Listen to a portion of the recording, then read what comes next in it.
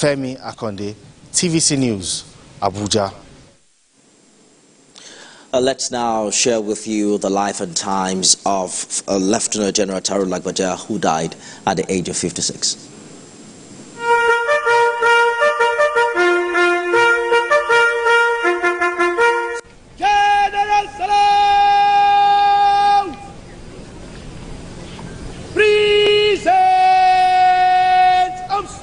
For this occasion, Lieutenant General Taoreed Lagbaja assumed command as the Chief of Army Staff following his appointment by President Bola Tinubu on June 23, 2023. His command philosophy was, quote, to transform the Nigerian Army into a well-trained, equipped, and highly motivated force towards achieving our constitutional responsibilities within a joint environment, end of quote.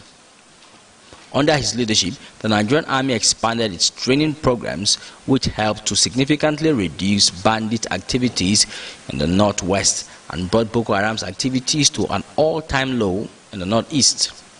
So Nigerians should expect enhanced performance of our troops. Lieutenant General Lagbaja emphasized the importance of integrating digital technology into military operations, which he presented at a seminar on digital transformation and the smart soldier concept. For one who is wholly committed to it. On the welfare front, the Chief of Army Staff launched the Affordable Housing for All scheme, which provides subsidized housing to soldiers, including those who have become disabled during their service. He had several prominent community engagements. During the Nigerian Army Day celebration, the Army organized several community-focused activities, including educational competitions. Lieutenant General Lagbaja obtained a bachelor's degree in geography from the Nigerian Defense Academy. He studied strategic studies at the U.S. Army War College at the master's level, with several honors and awards, including Nigerian Army Medal, Grand Service Star, Field Commander Medal of Honor, and General Staff Medal of Honor. Lieutenant General Lagbaja also had a Bachelor of Arts degree in History and Masters in International Affairs and Diplomacy. He was born in Ilobu of Irepodun in what today is Osun State on February 28, 1968. He spent his early life in Osogbo, where he attended the prominent St. Charles Grammar School and Local Authority Teachers College. He was admitted into the Nigerian Defense Academy in 1987 as a member of the 39th regular course and commissioned as a second lieutenant on September 19, 1992 into the Nigerian Infantry Corps. Sifon Asian, TVC News, Abuja. Joining me now is former spokesperson of the Nigerian Army, Chris Olukolade. Thank you so much for joining us, retired Major General.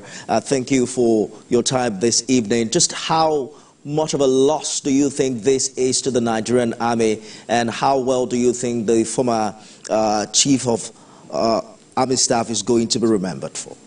Thank you for this opportunity to be part of the nation's efforts to commiserate with the government of the Federation and in particular the Armed Forces of the Federal Republic of Nigeria.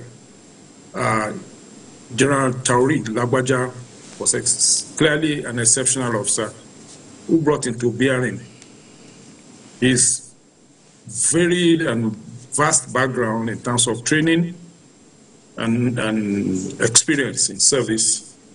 By the time he came in right into the midst of a myriad of series of internal security challenges involving the armed forces and the Nigerian Army in particular.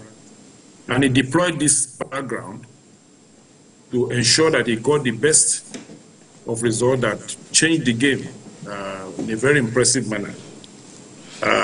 Right from his background as a GOC, as well as his participation even right there in the Northeast.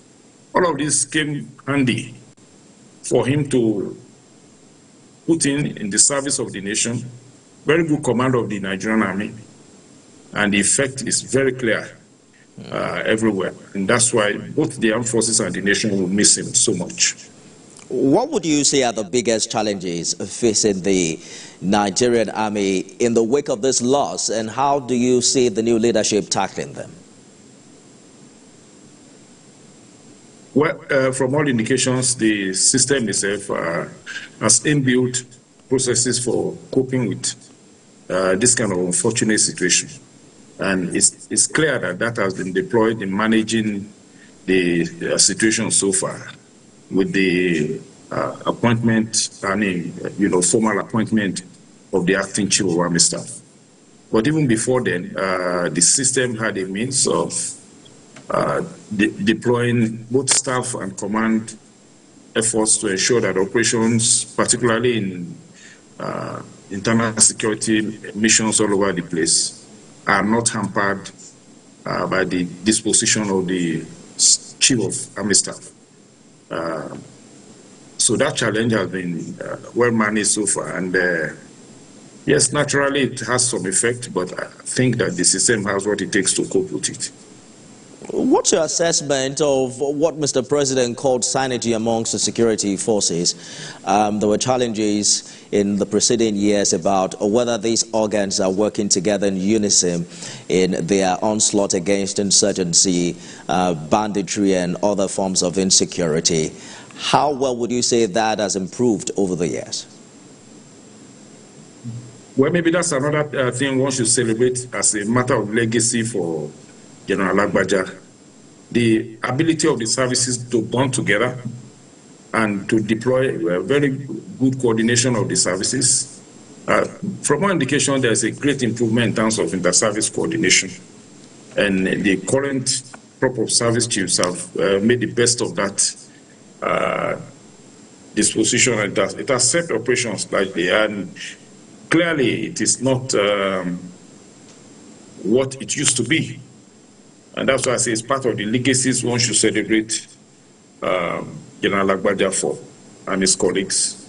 I believe that the armed forces will sustain that disposition in cooperating and collaborating to ensure that operations are well conducted in line with inter-service coordination, and rivalries are no more the issue as it used to be.